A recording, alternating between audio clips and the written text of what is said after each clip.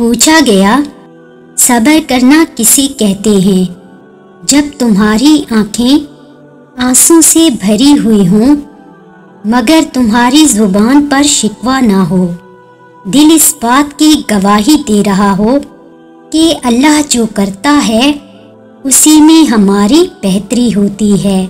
صبر کرنا سیکھ لیں، اللہ سب جانتا ہے۔ وہ جانتا ہے کہ آپ کب کب کن وقتوں سے گزرے ہیں، اور اللہ وقت بدل دیتا ہے کیونکہ تبدیلی کائنات کا اصول ہے۔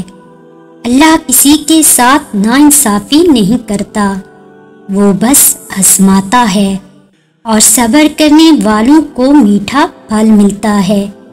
اللہ تعالیٰ قرآن شریف میں کہتے ہیں، صبر اور نماز سے مدد لو۔ بے شک نماز ایک سخت مشکل کام ہے، مگر ان پر نہیں جو دل سے میری طرف جھکتے ہیں، لہٰذا آپ صبر سے کام لیں۔ بے شک اللہ کا وعدہ سچا ہے، اور جو لوگ یقین نہیں رکھتے وہ آپ کو جوش دلا کر بے برداشت نہ کر دیں۔ آپ صبر کرتے رہیں، یقیناً اللہ تعالیٰ نیکی کرنے والوں کا اجر ضائع نہیں کرتا۔